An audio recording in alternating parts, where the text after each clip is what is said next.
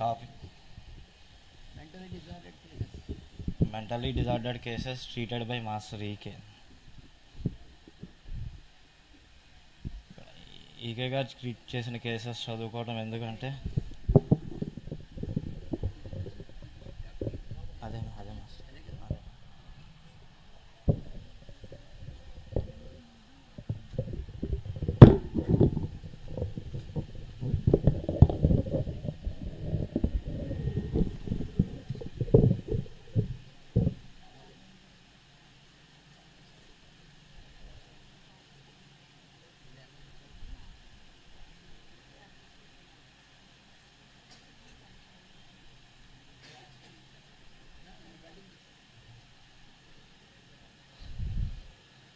Mentally disorder cases treated by master ఈకే.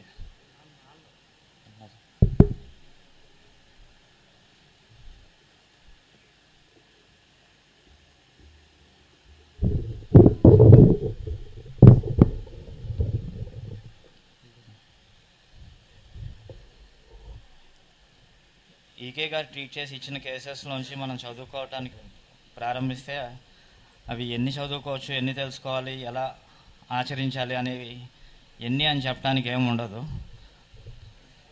కాకపోతే మనం ఇక్కడ అవైలబుల్గా ఉన్న కేసెస్ నుంచి కొన్ని వీలైనన్ని తెలుసుకునే ప్రయత్నం చేస్తాం.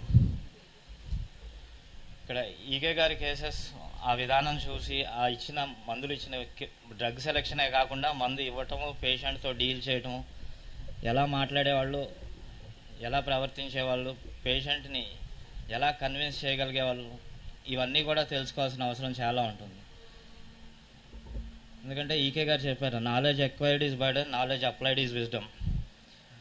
మెటీరియా మెడికల్, ఫిలాసఫీలు, రిపర్టరీలు, రీసెర్చ్ వర్క్స్ అన్నీ చదివి అవి ఎలా అప్లై చేయాలో తెలవకపోతే అది బర్డెన్ కింద మిగిలిపోతుంది తప్ప అది విజ్డమ్ కింద అవ్వదు. అది ఎలా అప్లై చేయాలి, ఎలా అప్రోచ్ అవ్వాలి అనేది మనకి ఈకే గారు ఇచ్చిన లైన్లో చాలా ఈజీగా అకాడమిక్ ఇన్స్టిట్యూషన్స్లో ఎక్కడా దొరకని టాపిక్స్, దొరకని ఇన్ఫర్మేషను, అవి ఎలా అప్లై చేయాలని ఎంత ఈజీగా అప్లై చేయొచ్చో మనకి ఈకే గారి కేసెస్లో ఉంటుంది. కేసెస్కి వెళ్ళే ముందు ఒకసారి అంటే ఆల్రెడీ చాలామందికి ఈ విషయం తెలిసే ఉంటుంది, ఈకే గారు మందు ఇవ్వడానికి ఎలా పేషెంట్ని డీల్ చేసేవాళ్ళు అనే దానికి అంటే యాజ్ ఇట్ ఈజ్గా తెలియదు. కానీ నాకు విన్నంతలో ఒక ప్లాటినా కేసులో ఈకే గారు మందు ఇచ్చిన విధానం, ఆ ప్లాటినా ఆయన సుప్రీం లార్డ్గా అనుకుని మిగతా వాళ్ళందరినీ తక్కువగా చూడటం, ఇది ప్లాటినా కేసులో ఉన్న సిమ్టమే, అది మెయిన్ సిమ్టమే, అందరికీ తెలిసిందే. కానీ అది ప్లాటినా పేషెంట్ అని తెలిసినా అది అడ్మినిస్టర్ ఎలా చేయాలి అనేది ఈకే గారు ఆచరించి చూపించిన విధానం ఒకటి. అప్పట్లో ఈకే గారి దగ్గరికి కూడా వచ్చి ఆయన సుప్రీం లార్డ్ కింద చెప్పుకుని మిగతా వాళ్ళందరినీ అండర్ ఎస్టిమేటెడ్గా చూస్తూ ఆయన మాట్లాడుతూ ఉంటే అప్పుడు ఈకే గారు చెప్పారంట, అవును మీరు అలా ఆ స్థాయికి చెందిన వారే, కాకపోతే నాకు నిన్న రాత్రి ఇలా చెప్పారు, ఈయన మీతో మన ఇద్దరం కలిసి పని చేయాలని చెప్పి దానికి వెళ్దామని చెప్పి ఆయన్ని మాటలతో కన్విన్స్ చేసి ఆయనకి తీర్థంలో కలిపి ఇచ్చారు, ప్లాటినా డ్రగ్ ఇచ్చారని చెప్పారు. అంటే ఆ కేసు తెలిసినా, ఆ పేషెంట్ డ్రగ్ తెలిసినా అది అడ్మినిస్ట్రేట్ చేయడానికి ఆ యుక్తి ఎలా చూపించాలో అనేది ఈకే గారు ఆచరించి చూపించారు. అలాగే ఎన్నో కేసెస్లో చూపించారు. అలాంటివి తెలుసుకోవడం కోసం మనం ఈ కేసెస్ స్టడీ చేసి అవి అబ్జర్వ్ చేసుకోవాల్సి ఉంటుంది. అలాగే అనంతకృష్ణ మాస్టర్కి కూడా ఇంతకుముందు ఆయన ఎక్స్పీరియన్సెస్లో చెప్పినప్పుడు ఆర్నికా కేసుకి పేజీలు రాసిన తర్వాత ఎవరు ప్రతి డాక్టర్ దగ్గరికి వెళ్ళినా ఏం లేదంటే మాస్టారు చాలా పెద్ద ప్రాబ్లం ఏముంది, దీనికి మందు ఇస్తా అని చెప్పి ఆయన్ని కన్విన్స్ చేసిన తర్వాత ఆయన విని ఒప్పుకుని అప్పుడు మందు వేసుకున్నాం. ఆయన ఆర్నికా కేసు అని తెలిసినా, ఆ డ్రగ్ మనకి ఆర్నికా అని తెలిసినా ఆ పేషెంట్ని ఎలా ట్యాకిల్ చేయాలనేది తెలియకపోతే తెలిసిన నాలెడ్జ్ ఎక్వైర్డ్ ఈజ్ బర్డెన్ అన్నట్టుగానే ఉంటుంది తప్ప అది అప్లై చేయడానికి అవకాశం ఉండదు. ఆ విధానమైన అప్రోచ్ ఆ పేషెంట్స్తో ఎలా డీల్ చేయాలి, ఇది ఎలా మాట్లాడాలి అనేది మనకి ఈకే గారి కేసెస్ చదువుకుంటే తెలుస్తుంది. ఒక ఉదాహరణకు ఒక కేసు చూసుకున్నాం, 2 నిమిషాలు కేసు చదువుతాను, బోరింగ్గా ఉన్నా కూడా వినేసి ఆ తర్వాత దాని అనాలిసిస్లోకి వెళ్దాం. ఈకే గారు చెప్తున్న case. A short, chubby young man of golden complexion came to consult me about his wife, shorter, more chubby and of more brighter complexion. ఆయన వాళ్ళ వైఫ్ గురించి ఈకే గారిని కన్సల్ట్ అవ్వడానికి వచ్చారు. అంతకుముందే many times he came to me previously and casted many a smile through which I could detect a pathetic situation which I could not compose into actual situation. I suspected he was having tough time with his wife and vice versa. ఆయన్ని చూడంగానే ఈకే గారు గ్రహించారు ఆయనకి వాళ్ళ wife వల్ల ఇబ్బంది, అలాగే vice versa ఇది ఉండొచ్చేమో అని. Somehow I know the gentleman was not very rigid about his domestic morality. ఆయన బాధ్యతల పట్ల ఆయన అంత సిన్సియర్ కాదని ఆల్రెడీ ఈకే గారికి తెలిసిన పర్సన్ అని. Many times he might have created situations which when his wife constructed him a bit faithless.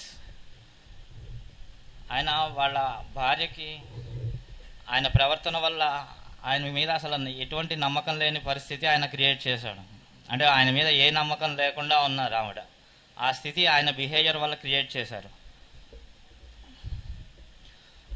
ఆ వచ్చిన పర్సన్ ఈకే గారికి complaints చెప్తున్నారంట.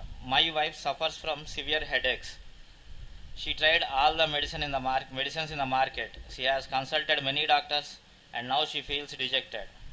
The report continued. Headache గురించి చెప్పాడు ఆయన ఫస్ట్. ఆ హెడేక్ చాలా ఎప్పటి నుంచో ఉన్నది, ఎంతోమందిని కన్సల్ట్ చేశారు, మొత్తం అందరు డాక్టర్స్ అయిపోయారు, అయినా ఏం ఉపయోగం లేదు. నెక్స్ట్ ఆయన కంప్లైంట్ చేసింది, since long years she has no wink of sleep.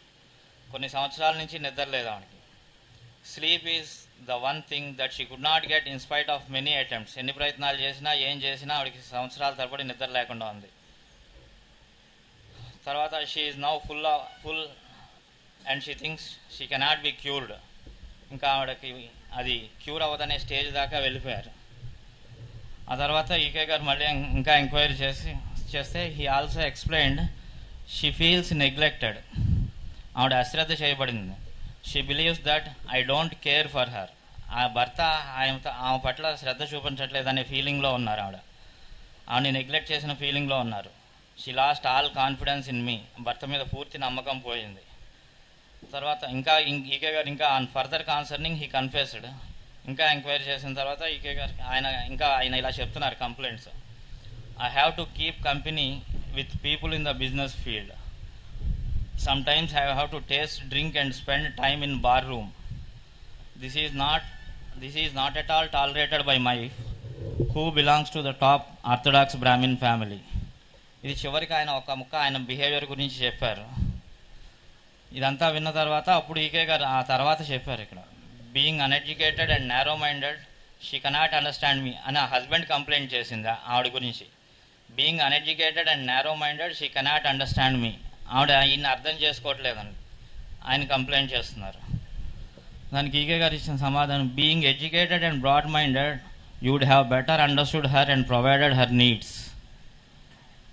ఇక్కడ కూడా ట్రీట్మెంట్ చేస్తున్నారు ఈకే గారు. అయితే పేషెంట్ అపారెంట్గా మనకు కనిపించేది వైఫ్, కానీ కాజేషన్ హస్బెండ్. సో ఆయన మెడిసిన్ ఇవ్వకుండా మాటలతోనే హస్బెండ్ని ట్రీట్ చేయడం ప్రారంభించారు. ఇక్కడ వైఫ్ అన్ఎడ్యుకేటెడ్, ఆవిడని అర్థం చేసుకోవట్లేదు. దానివల్ల ఆయన ప్రొఫెషనల్ బిహేవియర్ ఆవిడకి నచ్చక ఆవిడ డిప్రెషన్లోకి వెళ్ళిపోయి ఆవిడ నెగ్లెక్ట్ చేయబడుతుంది అని ఆయన కంప్లైంట్ చేస్తున్నారు ఆయన వైఫ్ మీద.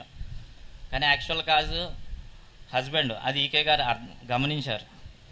ప్రతి డాక్టర్కి కూడా ఇలాంటిది యాక్చువల్ కాజ్ ఏంటిది, యాక్చువల్ పేషెంట్, యాక్చువల్ సఫరర్ ఎవరు, ఆ సఫరింగ్ క్రియేట్ చేస్తున్న వాళ్ళు ఏంటి, కాజ్ ఆఫ్ ది డిసీజ్ తెలుసుకోవాలి కదా ముందు. అది ఫిజికల్ కాజా, మెటీరియల్ కాజా, లేకపోతే ఇలాంటి పర్సనల్ కాజా, వైఫ్కి హస్బెండ్, హస్బెండ్కి వైఫ్, ఇంకా అలాగే రిలేషన్స్లో అన్నిట్లో ఉన్నాయి. ఇక్కడ కాజ్ ఇన్ని డిటెక్ట్ చేసి ఆయన వెంటనే ఆన్సర్ చేశారు, being educated and broad minded you would have better understood her and provided her needs. ఇలా చేసుండ నువ్వు చదువుకున్నవాడివి, నువ్వు విజ్ఞానంతోడి కాబట్టి నువ్వు అర్థం చేసుకుని ఉండాల్సింది, ఆవిడ అవసరాలు నువ్వు చూసి ఉండాల్సింది కదా అని. ఆయన చూడట్లేదని తెలుసు కాబట్టి అక్కడ వెంటనే ఆయన చెప్పారు అలా. There was little pause and silence. ఆయన దగ్గర ఇంక సమాధానం ఏం లేదు, ఒక నిమిషం.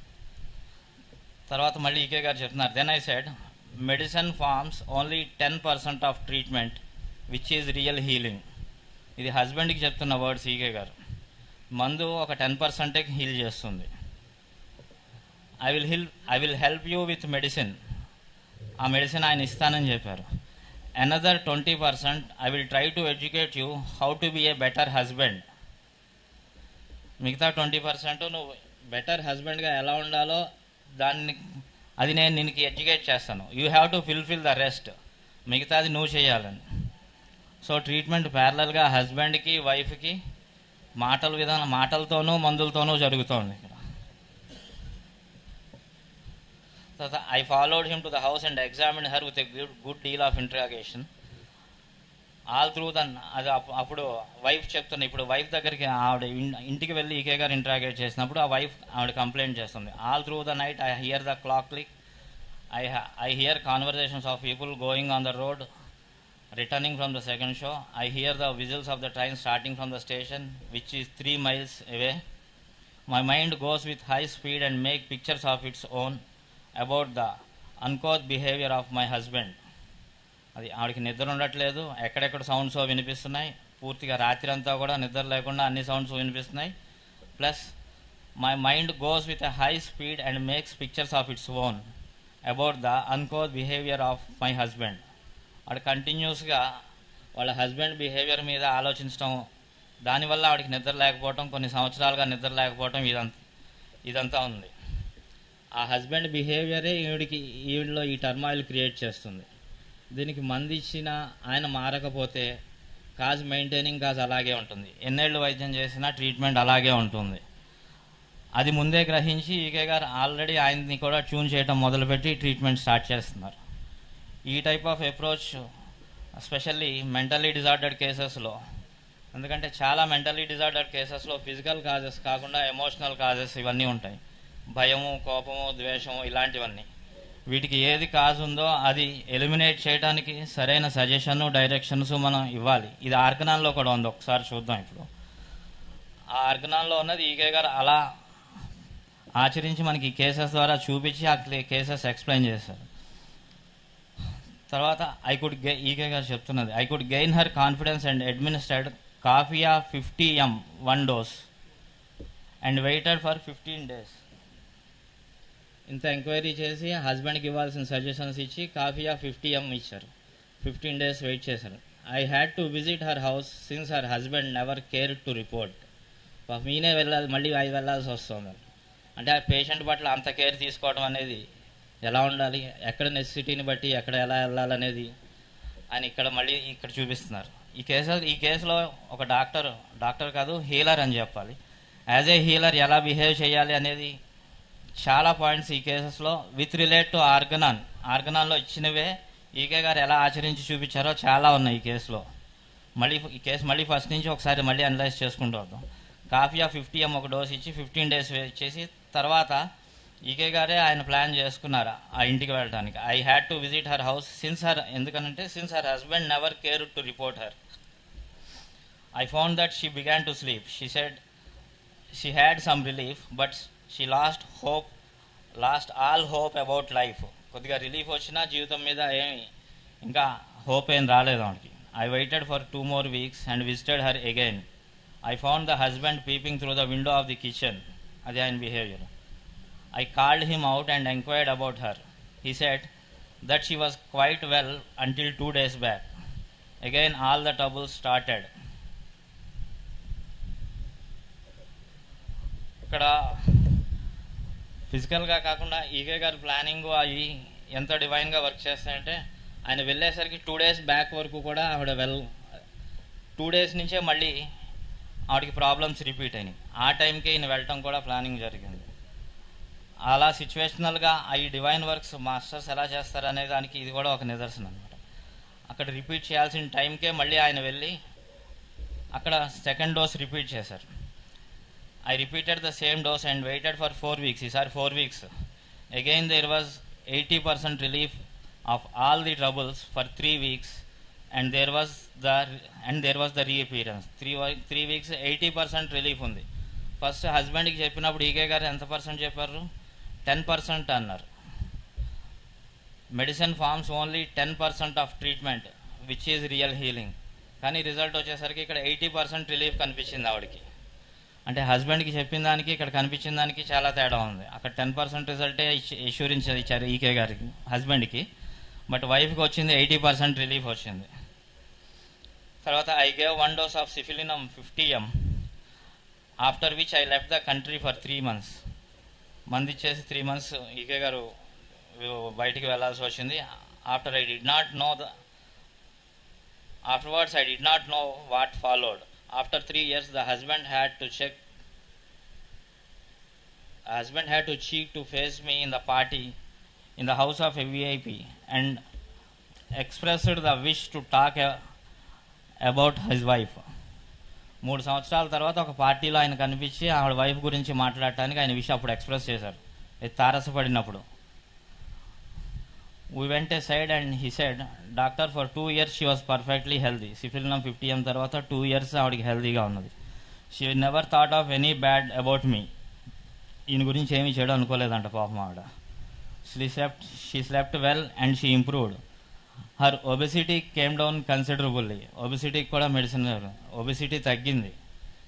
ఆ కేస్ ప్రెజెంటేషన్లో ఒబిసిటీ గురించి చెప్పలేదు, ఎక్కడా ఒబిసిటీ మాట రాలేదు, అయినా ఒబిసిటీ కూడా తగ్గింది. She used to take her 2 little children to bazaar and to the cinema also. She began to enjoy life usual way. But for past 6 months she again goes into moods and the story repeats. మళ్ళీ 6 months నుంచి repeat అయింది. I am thinking of coming to you and consulting about her అని husband చెప్తున్నారు. ఇది ఇప్పుడు 3 years తర్వాత యాక్సిడెంటల్గా కనిపించినప్పుడు మళ్ళీ నేను వచ్చి కనొద్దాం అనుకుంటున్నానని ఆయన చెప్తున్నారు. అది ఆయన బిహేవియర్ ఇక్కడ. సో ఒకసారి కేసు ఫస్ట్ నుంచి మళ్ళీ చూసుకుంటే, ఫస్ట్ ఆయన రావటం, హస్బెండ్ రావటం, ఈకే గారు చూడటం, నవ్వటం, ఆయన అప్రోచ్ అవ్వాలనుకోవటం, ఇదంతా ట్రూ ఫిజిషియన్ ఎలా అబ్జర్వర్గా, ఎంత కీన్ అబ్జర్వర్గా ఉండాలో, ఫస్ట్ నుంచి ఎంత గమనించాలో అలా గమనిస్తూ ఆయన ఫస్ట్ చేసిన యాక్షన్ అది ఈకే గారు అక్కడ. ఆ తర్వాత హస్బెండ్ వచ్చి కంప్లైంట్ చేసినప్పుడు ఆ కంప్లైంట్స్ అన్నీ విని కేసు అండర్స్టాండ్ చేసుకున్న తర్వాత పేషెంట్కి మందు వేయటమే కాకుండా హస్బెండ్ని ఎడ్యుకేట్ చేయటం, ఈయన బిహేవియర్ వల్ల ఆవిడ అలా అవుతుందని తెలుసుకుని ఈయన బిహేవియర్ మార్చాలి. ఎందుకంటే ట్రీట్మెంట్లో కాజ్ ఆఫ్ ది డిసీజ్ తీసేయాలి. మెడిసిన్ ఒకటి ఇచ్చేసి మన పని అయిపోయిందని చేతులు దొరుకుతుంటే ఏం ఉపయోగం లేదు. మెడిసిన్ కరెక్ట్ మెడిసిన్ అయినా సరే, పేషెంట్కి సరిపోయింది అయినా సరే, మందు కరెక్ట్గా వేసినా సరే, అది పూర్తిగా క్యూర్ అవ్వాలి అంటే యాజ్ ఏ హీలర్, డాక్టర్ అంటే మందు ఇచ్చేసి వదిలేయటం, హీలర్ అలా కాదు, అది పూర్తిగా నివారణ అయ్యేదాకా ఆయన బాధ్యత తీసుకునేలాగా ఉండదు. అలా హీలర్స్ని తయారు చేస్తున్నారు ఈకే గారు మాస్టర్ మనకి పొద్దున్న చెప్పారు కదా. ఆ వేలో వెళ్ళాలంటే దానికి కావాల్సినవి ఏమేమి మనం ఆచరించాలో అవన్నీ కూడా ఇక్కడ ఆచరించి చూపించారు. కీన్ అబ్జర్వర్ కింద కేసుని అబ్జర్వ్ చేయటం, మెడిసిన్ ఇవ్వటం, ఫ్యామిలీ మెంబర్స్ని ఎడ్యుకేట్ చేయటం, ఆ తర్వాత ఫాలో అప్ ఇవ్వటం. ఇక్కడ ఆల్రెడీ ముందుగా అబ్జర్వ్ చేసినా కూడా ఈకే గారు కేస్ టేకింగ్లో వితౌట్ ఎనీ బయేస్డ్ ఐడియాస్ మొత్తం డీటెయిల్డ్గా హస్బెండ్ని మొత్తం మళ్ళీ అడిగి ఎంక్వైరీ చేసి కన్ఫర్మ్ చేసుకుని మెడిసిన్ అడ్మినిస్టర్ చేయటం, అన్బయేస్డ్గా ఉండటం, కీన్ అబ్జర్వర్గా ఉండటం, కరెక్ట్ మెడిసిన్ సజెస్ట్ చేయడం, వేయటం, ఆ తర్వాత ఎడ్యుకేట్ చేయటం. ఆర్గనాన్లో దీని గురించి ఎఫ్ఆర్ఎం నెంబర్ 228లో మెంటల్ డిజార్డర్స్ ట్రీట్ చేయడం గురించి ఇచ్చారు. ఒకసారి 228 ఎఫ్ఆర్ఎం. ఇవి కాక దేహారోగ్యము చెడి సోరా వ్యాధుల్లో కనిపించు మానసిక బాధలు కబుర్లతో నివారణము కావు. సోరాను పోగొట్టు మందుల వైద్యంతో పాటు క్రమబద్ధమైన జీవన విధానము వారికి జోడింపవలను. మెడిసిన్ అడ్మినిస్టర్ చేయడంతో పాటు వాళ్ళకి జీవన విధానం ఎలా ఉండాలో వాళ్ళకి అది జోడించి వాళ్ళకి చెప్పాలి. దీంట్లో పార్ట్గా వైద్యుడును, రోగి యొక్క పరివారము, మందిచ్చే డాక్టరు, ఆ రోగి యొక్క పరివారం వాళ్ళ ఫ్యామిలీ, రోగి ఎడల ప్రవర్తించు విధానము కూడా చాలా నియమబద్ధంగా ఉండవలను. అవన్నీ కూడా ఒక ఆర్డర్లీగా ఉండాలి. డాక్టరు, పేషెంట్ ఫ్యామిలీ మెంబర్స్ కూడా నివారణకు మనకు అనుకూలమైన మానసిక బలమును సమకూర్చవలను. ఇదన్నీ కూడా డాక్టర్ డ్యూటీనే ఆర్గనాన్లో ఇచ్చారు, ఫిజిషియన్కి సంబంధించినవి. నీవు ఆ కేసు ట్రీట్ అవ్వాలంటే దానికి కావాల్సిన మానసిక బలమును సమకూర్చవలసిన బాధ్యత కూడా వైద్యునిదే, హీలర్దే. ఇటువంటి కేసెస్లో ఎటువంటి కేసుతో ఎలా బిహేవ్ చేయాలి, ఎలా అప్రోచ్, ఎలా ఉండాలి డాక్టర్ అనేది దీంట్లో ఇచ్చారు. ఆర్గనాన్లోనే మనకి భీకరమైన ఉన్మాద చిత్తమును ఎదుర్కొన్నటకు ప్రశాంతము ప్రసన్నము, అంటే హిస్టీరికల్ కేసెస్ డీల్ చేసేటప్పుడు చాలా ప్రశాంతంగా ప్రసన్నంగా డాక్టర్ బిహేవియర్ ఉండాలి. అలా ఉంటేనే ఆ హిస్టీరికల్ వాళ్ళు ఈ డాక్టర్ మీద కాన్ఫిడెన్స్ పెంచుకుని వాళ్ళ మొత్తం కేసు వాళ్ళు పూర్తిగా ఓపెన్ అయ్యి అన్ని కంప్లైంట్స్ కరెక్ట్గా చెప్పి మనకి కరెక్ట్ హిస్టరీ ఇస్తారు. ఈ టైప్ ఆఫ్ బిహేవియర్ ఉండాలి.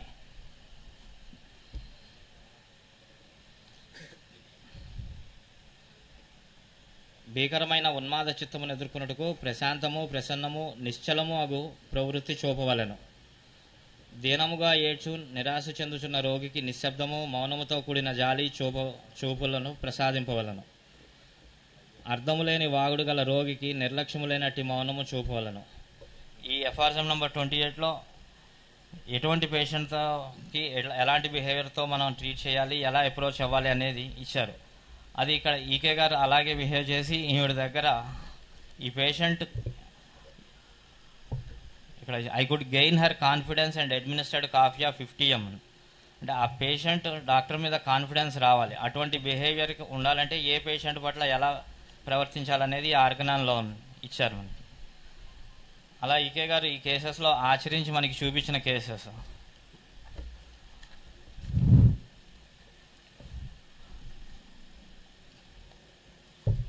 తర్వాత ఈకే గారు ఇచ్చిన ఈ మెంటలీ డిజార్డర్డ్ కేసెస్లోనే ఒక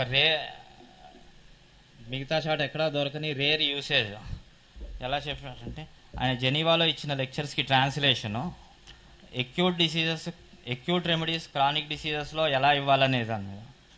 దానికి ఎగ్జాంపుల్గా ఇస్తూ ఈకే గారు జెనీవాలో లెక్చర్స్లో ఎకోనైటు,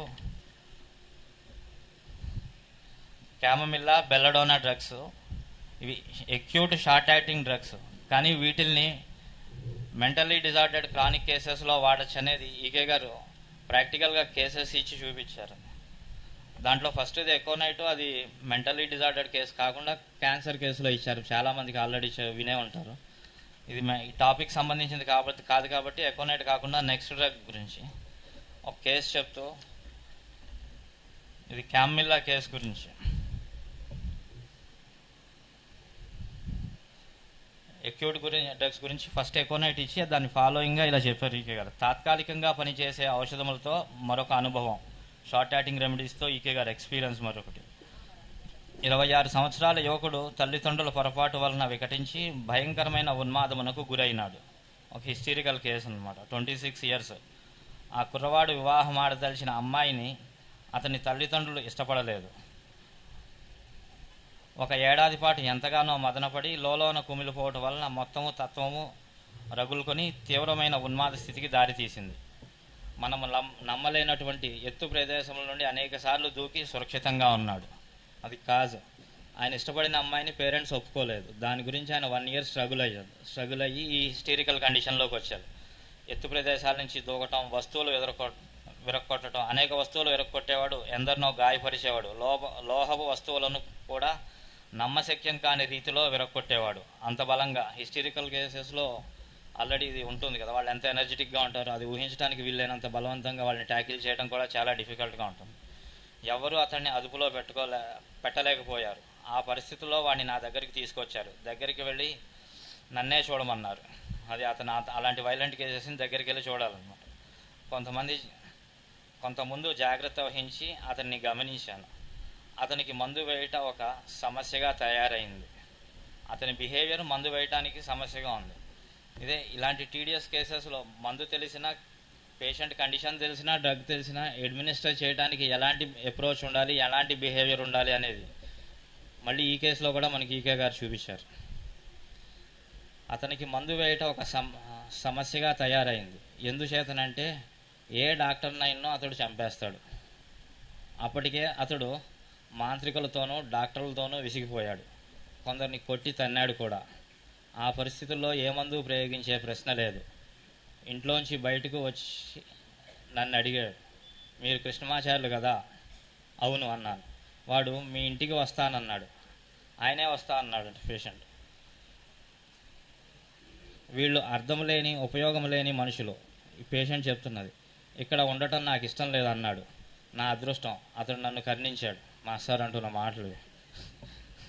అయితే నీవు నాతో వచ్చేయి అని అన్నాను. వెంటనే నాతో మా ఇంటికి వచ్చేశాడు. అతనికి ఒక మోతాదు మందు తీసుకోవాల్సిందిగా నచ్చజెప్పి ఒప్పించాను. వచ్చినా ఆయనకి మళ్ళీ నచ్చజెప్పి ఒప్పించాల్సి వచ్చింది. ఎందుకంటే ఇచ్చిన మందు క్యామిల్లా 50 ml ఒక మోతాదు ఇచ్చాను. అరగంటలో వానికి నిద్ర పట్టినది. అలా అవిరాముగా 8 గంటలు నిద్రపోయినాడు. తర్వాత లేచిన వెంటనే ఏదైనా తినటానికి ఇమ్మన్నాడు. మంచి ఆహారం తిన్నాడు. ఒక 30 గంటలు మంచి ప్రవర్తన. తర్వాత తన ఇంటికి వెళ్ళడానికి అంగీకరించాడు.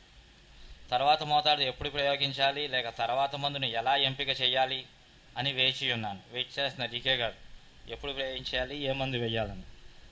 మరో గంట తర్వాత అతన్ని చూడటానికి వెళ్ళాను. చాలా మర్యాదగా ఉన్నాడు. అతనే నన్ను ఆహ్వానించాడు. తన మటుకు తనే తన ఆరోగ్య పరిస్థితిని చక్కగా వివరించాడు. మరో వారం తర్వాత తానే నా దగ్గరకు వచ్చాడు. తర్వాత వారం మళ్ళీ రమ్మన్నాను. 2వ మోతాదు ఇచ్చేలోగా 6 మాసములు అలా గమనిస్తూ వచ్చాను. క్యామిల్లా 50 ml తర్వాత 2nd డోస్ కోసం వెయిట్ చేస్తూ అలా 6 months వెయిట్ చేశారంట, అబ్జర్వ్ చేస్తూ. క్యామిల్లాను మెటీరియా మెడికాలో చాలాసార్లు తాత్కాలికముగా పనిచేయ ఔషధంగానే పరిగణింపబడినది. దానిని ఎక్కడా విపాకమును ఎదుర్కొనగల ఔషధంగా పేర్కొనలేదు. తూజా వంటి విపాకమును ఎదిరించగల ఔషధముతో కూడా వేదనలు 3 మాసములకో 4 మాసములకో 6 మాసములకో తిరిగి వేయుచున్నాయి. తూజా లాంటి యాంటీమయాజమెటిక్, డీప్ మయాజమెటిక్, క్రానిక్ డ్రగ్స్ కూడా 3-4 monthsలో మళ్ళీ రిపీట్ అవుతున్నాయి. కానీ ఈ తాత్కాలిక ఔషధము క్యామిల్లా షార్ట్ యాక్టింగ్ రెమెడీ అతన్ని 6 మాసములు ప్రశాంతంగా నిలబెట్టినది. అతడు నయం చేయబడ్డాడు. ఇప్పటికీ 6 సంవత్సరాలు అయినది. ఈ రోజు వరకు చక్కని ప్రవర్తన కలిగి ఆరోగ్యముగానే ఉన్నాడు. మా క్లినిక్కు వచ్చి సాయం కూడా చేస్తున్నాడు. ఈ క్యామిల్లా యొక్క యూసేజ్ వేరే ఎక్కడా దొరకంది. మనకి ఈకే గారు ఇలా చాలా డ్రగ్స్ ఇచ్చారు. ఎక్యూట్లో బ్యాసిలం, స్ట్రెప్టోమైసిన్, మొన్న కరోనా సీజన్లో కూడా అవి ఎలా వాడాలి, వాటి డ్రగ్ పిక్చరు, వాటి యూసేజు మనకి ఎక్కడా దొరకదు. ఇక్కడ ఈకే గారు ఇచ్చిన దీంట్లోనే. అలాగే క్యామిల్లా ఎకోనైట్ గురించి కూడా ఇచ్చారు. అది క్రానిక్ మెంటల్ డిజార్డర్డ్ కేసెస్లో కాకుండా క్యాన్సర్ లాంటి ప్యాథలాజికల్ కేసులో ఇచ్చారు. ఈ క్యామిల్లా గురించి ఇటువంటి యూసేజ్ కూడా మనకి ఎక్కడా దొరకంది ప్రాక్టికల్గా చూపించి ఇచ్చారు. ఇంకా దీని గురించి ఇంకా చెప్పారు. ఇక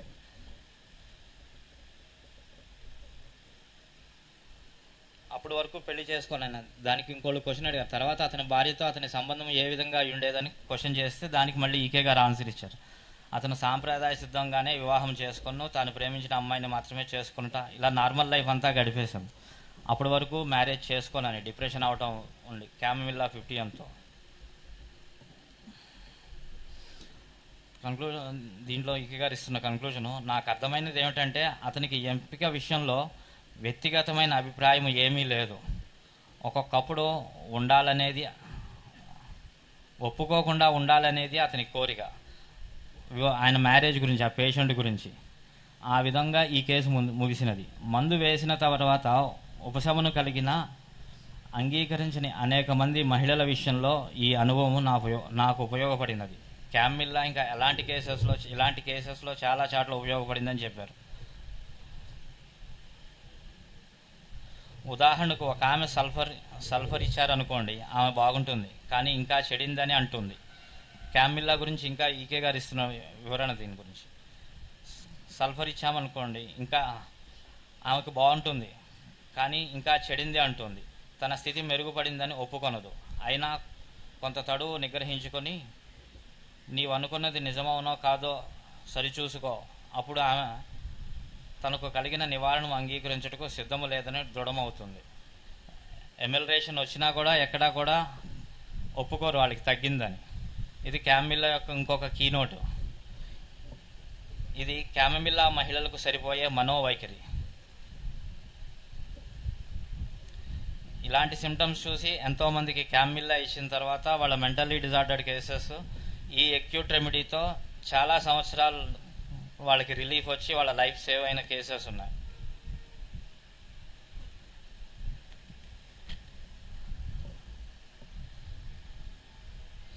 అలాగే ఈకే గారు, ఇక నా అనుభవానికి వచ్చిన మూడో ఔషధము belladonna. Short acting remedies deep mentally disordered కేసెస్లో ఎలా పనిచేస్తున్నాయి అనేది ఎగ్జాంపుల్స్తో ఇచ్చిన కేసు క్యామిల్లా. తర్వాత ఈకే గారు చెప్పింది బెల్లడోనా. ప్రత్యేకించి బెల్లడోనాను అల్పకాలిక చర్యను ప్రేరేపించేదిగా పరిగణించారు. మూర్ఛరోగంతో ఉన్న ఒక కుర్రవానికి మా దగ్గరకు తెచ్చారు. అతనికి 8 సంవత్సరాల ప్రాయం ఉంటుంది. మేము మాట్లాడుచున్నాం. తండ్రి ఒక పక్క, తల్లి ఒక పక్కన ఆ పిల్లవాడిని పిల్లవాని విషయమును వివరిస్తున్నారు. ఇంతలో వాడు తటాలన టేబుల్ పైన ఉన్న పెన్సిల్ లాక్కుని ముక్కలు చేసి విసిరేశాడు. కేస్ టేకింగ్ చేస్తూ ఉంటేనే అబ్జర్వేషన్, పేషెంట్ బిహేవియర్ని అబ్జర్వ్ చేస్తున్నారు. ఆ బాబుని గురించి పేషెంట్ నేరేట్ చేస్తుంటే ఆయన టేబుల్ మీద ఉన్న పెన్సిల్స్ విసిరేయటం, ఇలాంటి బిహేవియర్తో ఉన్నాడు. ఆ పిల్లవాడు ఆ పెన్సిల్ను తీయటానికి కానీ ముక్కలు చేయటం కానీ కనిపెట్టలేదు. అది ఆ పిల్లవాని యొక్క శీఘ్రగతి. ఆ బిహేవియర్ ఎంత ర్యాపిడ్గా ఉన్నదంటే అది తీయటం, ఆయన ముక్కలు చేయటం, విసిరేయటం కూడా పక్కనే ఉన్న పేరెంట్స్ ఎవరు గ్రహించలేనంత స్పీడ్గా చేస్తారు. డిస్ట్రక్షన్ అంత వైలెంట్గా, అంత స్పీడ్గా ఉంది. ఇది బెల్లడోనా యొక్క కీనోట్. మరో నిమిషం తర్వాత ఒక గ్లాసును లాగేసి వీధిలోకి విసిరేశాడు.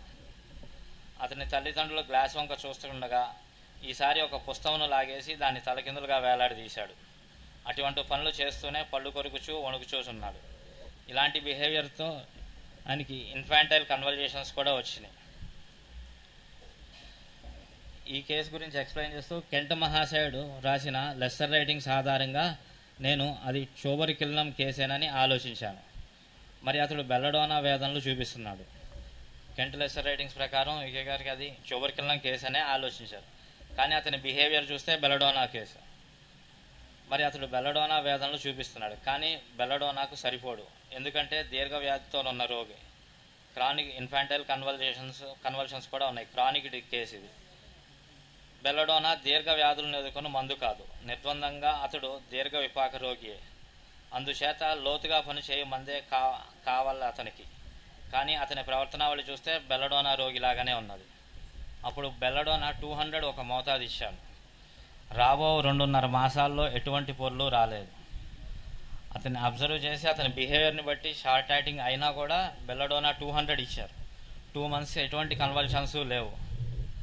అంతకు పూర్వం సగటు వారానికి 2 సార్లు వచ్చేదంట అతనికి కన్వల్షన్స్. వీక్లీ 2 times వచ్చే కన్వల్షన్స్ బెల్లడోనా 200 తర్వాత 2 months వరకు ఎటువంటి కన్వల్షన్స్ లేదు. ఆ తర్వాత ఒక్కసారి మాత్రమే వచ్చింది, కానీ మరో మోతాదు వేయలేదు. ఎందుచేతనంటే ఎప్పుడైనా ఒకసారి వచ్చినంత మాత్రాన వ్యాధి తోడినట్లు కాదు. ఒక్కసారి కేసు రిపీట్ అవ్వగా, ఒక సిమ్టమ్ కొద్దిగా రిపీట్ అవ్వగానే ఆ ఇంటెన్సిటీ కూడా చూసుకుని అది వెయ్యాలా లేదా అనాలిసిస్ చేసుకోవాలి. కొద్దిగా ఇంటెన్సిటీతో సిమ్టమ్ రిపీట్ అవ్వగానే డోస్ రిపీట్ చేస్తే మళ్ళీ అక్కడ ఫెయిల్యూరే ఉంటుంది. ఒకసారి రిపీట్ అయినా కూడా రిపీట్ చేయకుండా వెయిట్ చేశారు. తలనొప్పి ఏ విధంగా ఒక వేదన కాదో అదే విధంగా మూర్ఛ కూడా. అది కూడా ఒక కంప్లైంటే తప్ప అది ఒక డిసీజ్ కాదు. రిపీట్ అయితే డిసీజ్ రిపీట్ అయిందని మళ్ళీ ఆ సిమ్టమ్ రిపీట్ అయిందనుకుని వెంటనే వేసేయటం కాదు. వందలాది మూర్ఛ కేసుల్లో గల అనుభవాన్ని బట్టి చూస్తే పొర్లు పునరావృతం కావటం వేదనలు పునరావృతం అయినట్టు కాదు. కన్వల్షన్స్ రిపీట్ అయిన ప్రతిసారి సిమ్టమ్స్ రిపీట్ అయినట్టు కాదు. కన్వల్షన్స్ పూర్తిగా తగ్గే వరకు కొన్నిసార్లు వస్తూనే ఉంటాయి. అది రిపీట్ అయిపోయింది అనుకుని మెయిన్ డోస్ రిపీట్ చేయకూడదు. ఇక్కడ ఇటువంటి కేసెస్లో చాలామంది వైద్యులు ఇటువంటి పరిస్థితుల్లో మూర్ఛ రోగుల విషయంలో, ఉబ్బసం రోగుల విషయంలో చిక్కుల్లో పడతారు. అంటే మొదటి మోతాదు ఇంకా పని చేయుచున్నప్పుడే మరొకసారి మోతాదునివ్వట లేక వేరే ఔషధంను ఎంపిక చేసి వేయటా చేస్తారు. మిస్గైడ్ అయ్యి మళ్ళీ డ్రగ్ రిపీట్ చేస్తే ఆ కేసు మన చేతులారా మనమే స్పాయిల్ చేసినట్టు అవుతుంది. ఎప్పటి వరకు వెయిట్ చేయాలనేది కూడా మనకి చెప్తున్నారు. ఇక్కడ అట్టి పొరపాటు చేస్తే కేసు అడ్డం తిరుగుతుంది. నివారణ ఒక గడ్డు సమస్యగా మారుతుంది. ఆ కేసు మన చేతులారా మనం స్పాయిల్ చేయటమే. మూర్ఛ రోగులకు వైద్యం చేయనప్పుడు ఇది ఒక సూక్ష్మమైన అంశంగా గ్రహించాలి. అంత కాన్సన్ట్రేట్స్గా అబ్జర్వ్ చేసుకుని జాగ్రత్త తీసుకుని రిపిటేషన్ చేయాల్సిన అవసరం ఉంటుంది. తర్వాత 2-3 మాసాలు అతని ప్రవర్తనలో చక్కని మార్పు వచ్చింది. అలా వెయిట్ చేయడం వల్ల 2-3 months అతనికి ఇంప్రూవ్మెంట్ వచ్చింది. మరో 3 మాసాల తర్వాత అతని స్థితి మరలా తిరగజారింది. 3 months తర్వాత అప్పుడు రిపీట్ అయింది. అప్పుడు బెల్లడోనా 10 ఒక మోతాదు ఇచ్చాను. ఫస్ట్ డోస్ బెల్లడోనా 200, 3 months తర్వాత బెల్లడోనా 10 డైరెక్ట్గా. క్రమేణా అతని మానసిక పరిస్థితి మెరుగైంది. ఇక్కడ బెల్లడోనా 200 నుంచి 10 ఎందుకు వెళ్ళి ఉండొచ్చు? ఫస్ట్లో బెల్లడోనా వేయటానికి ఇది షార్ట్ యాక్టింగ్ రెమెడీ, కానీ అక్కడ ఉన్నది డీప్ యాక్టింగ్ క్రానిక్ డిసీజ్. దాంతో ఒక బెల్లడోనా డీప్ యాక్టింగ్ డిసీజ్ని ట్యాకిల్ చేస్తుంది అనేది మెటీరియల్ మెడికల్లో మనకి లేదు కాబట్టి 200తో వేశారు. 200 వేస్తే ఒక 200 డోస్తోనే 3 months రిలీఫ్ వచ్చింది. తర్వాత 10 వెళ్ళడానికి మోస్ట్ ప్రాబిలిటీ దాని సీట్ ఆఫ్ ది డిసీజ్ అది మెల్టన్ ప్లేన్లో హయ్యర్ ప్లేన్స్లో ఉన్నది కాబట్టి దానికి ఆ పొటెన్సీలో వేస్తారు. క్రమేణీ అతని మానసిక పరిస్థితి మెరుగై కేవలం 2-3 సార్లు మాత్రమే మూర్ఛ అవుతుంది. తర్వాత గ్రాడ్యువల్గా అతనికి ఇంప్రూవ్మెంట్ వస్తూ ఈనాటికి అతనికి దీర్ఘవ్యాధి మరొక మందు వేయవలసిన పరిస్థితి రాలేదు. అతని మూర్ఛ వ్యాధి బెల్లడోనా 200 ఒక మోతాదు, 10 ఒక మోతాదుతోనే పూర్తిగా నివారణ అయింది. ఒక డోస్ 200, ఒక డోస్ 10తో పూర్తిగా ఆ కేసు టోటల్గా రికవరీ అయింది. ఆ కేసు పట్టిక నా రికార్డులో ఇంకా భద్రపరిచి ఉంచాను. అది ఈకే గారు ఇంకా దాన్ని ప్రిజర్వ్ చేసుకుని ఉంచారంట అప్పటికి, అది చెప్పేటప్పటికి. ఆ కుర్రవాడు నా పర్యవేక్షణలోనే ఉన్నాడు. తర్వాత అతని ఎంత ఇంప్రూవ్మెంట్ వచ్చిందో ఇచ్చారు. ఇలా బెల్లడోనా, క్యామిల్లా లాంటి antimiasmatic short acting remedies deep seated chronic డిసీజెస్లో ఎలా వేయాలి అనేది ఈకే గారు ప్రాక్టికల్గా ఆచరించి చూపించి ఇక్కడ ఒక చిన్న సజెషన్ ఇచ్చారు.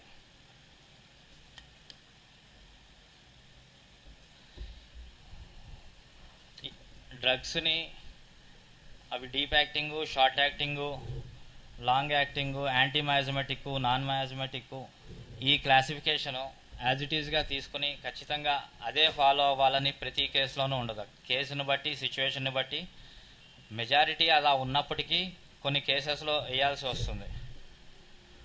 అది సరిగ్గా అబ్జర్వ్ చేసి ఈ క్యామిల్లా, బెల్లడోనా కేసెస్లో ఇంకా ఈకే గారు స్టడీ చేయమని దీంట్లో సూచించారు. అందరినీ ఈ విధంగా అబ్జర్వ్ చేసి వేయమని, దీని కొన్ని రెమెడీస్ మీద ఇంకా పూర్తిగా ఎకోనైట్ కేసు చెప్పినప్పుడు కూడా పూర్తి డ్రగ్ పిక్చర్ పూర్తిగా ప్రూవింగ్ జరగలేదని సజెస్ట్ చెప్పారు. అలాంటి ప్రూవింగ్ జరగని, పూర్తి టోటల్ ప్రూవింగ్ లేని కేసెస్ కూడా వాటి యూసేజెస్ గురించి కూడా ఆయన కేసెస్ ద్వారా ఎక్స్ప్లెయిన్ చేసి మనకి ఇచ్చారు.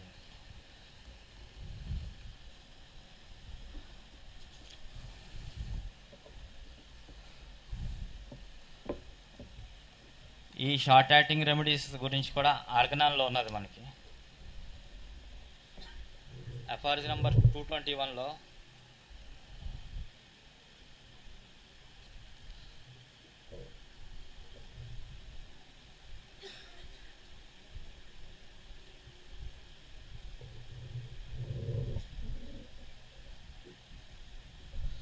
ఎఫ్ఆర్జీ నెంబర్ 221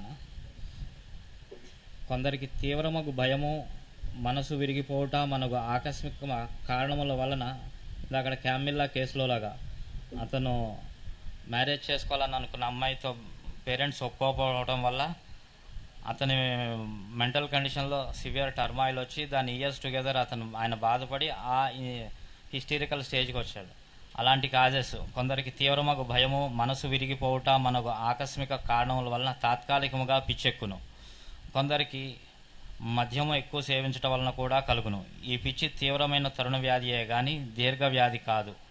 అయినను తెర వెనక సోరా లేనిచో ఇది సంభవించదు. సో ఇక్కడ అది సివియర్ అక్యూట్ డిసీజే తప్ప క్రానిక్ డిసీజెస్ కాదు. కానీ అది క్రానిక్గా ఎందుకు ఉంటుంది? ఇక్కడ అండర్ గ్రౌండ్గా సోరా లేనిచే, అయినను తెర వెనుక సోరా లేనిచే ఇది సంభవించడం కాదు. సోరా యున్నను కట్టెల నుండి మంటలు లేచినట్టు సోరా కారణంగా గుప్పున అంటుకొని ఈ ఉన్మాద స్థితులను తరుణ వ్యాధులుగానే భావించి చికిత్స చేయవలను. పై చెప్పిన ఉన్మాదములతో వీరిని జతపరచరాదు. ఇట్టి తరుణోన్మాద రోగులకు సోరాను ప్రతిఘటించు మందులు వాడరాదు. మిగిలిన మందుల్లో ఆ తాత్కాలిక స్థితికి సారూప్యము చెందిన వాన్నే ఎన్నుకొనవలను. ఉదాహరణకు ఎకోనైటు, బెల్లడోనా, స్ట్రామోనియం, హయోసామస్ మొదలగు వాన్నే వాడవలను. ఆర్గనాన్లో ఇచ్చిన పాయింట్ ఇది సివియర్గా వచ్చిన ఎక్యూట్ కండిషను, కానీ అండర్లయింగ్ సోరా వల్ల అది అపెరెంట్గా క్రానిక్గా కనిపించడం వల్ల ఉన్నది. ఇటువంటి కేసెస్లో ఇలాంటి మెడిసిన్స్ వాడాలి అని చెప్పి ఆల్రెడీ ఆర్గనాన్లో ఉన్నది. ఇది మనం ఎంత చదివినా మేజర్ ఇంపార్టెంట్ ఎఫారిజమ్స్ మీద కాన్సన్ట్రేట్ చేస్తాం తప్ప ఈ ఎఫారిజమ్స్ మీద ఈ బిహేవియర్ ఎలా అప్రోచ్ అవ్వాలి వీటి మీద ఎక్కువ కాన్సన్ట్రేషన్ చాలామందికి ఉండదు. కానీ ఈకే గారు ప్రతి ఎఫారిజంని దాన్ని పూర్తిగా A to Z ఆర్గనాన్ మొత్తాన్ని ఆయన కేసెస్లో ప్రాక్టికల్గా అప్లికబుల్ చేసి చాలా కేసెస్లో ఆర్గనాన్లో ఉన్న ప్రతి పాయింట్ని కూడా ఆయన కేసెస్లో ఇచ్చారు. ఆయన కేసెస్ చదువుకుంటూ వెళ్తుంటే ఇది మానసిక వ్యాధుల చికిత్స అనే హెడ్డింగ్లో ఆర్గనాన్లో మనకి ఈకే గారు ఇచ్చే ఆర్గనాన్లో మెంటలీ డిజార్డర్డ్ కేసెస్ ట్రీట్మెంట్ గురించి ఇచ్చిన కండిషన్లో చెప్పింది. దీనికి సంబంధించిన కేసే మనకి ఈ క్యామిల్లా. అది అయితే పొటెన్సీ గురించి కూడా ఇక్కడే ఆర్గనాన్లో ఇచ్చారు. ఈ మందులను మిక్కిలిగా సూక్ష్మీకరింపు చేయబడిన మోతాదుల్లో ప్లస్ యాసిడ్ ఫాస్ పేషెంట్ వాడు కంటిన్యూస్గా డిప్రెస్డ్ మూడ్ ఉంటుంది. ఆల్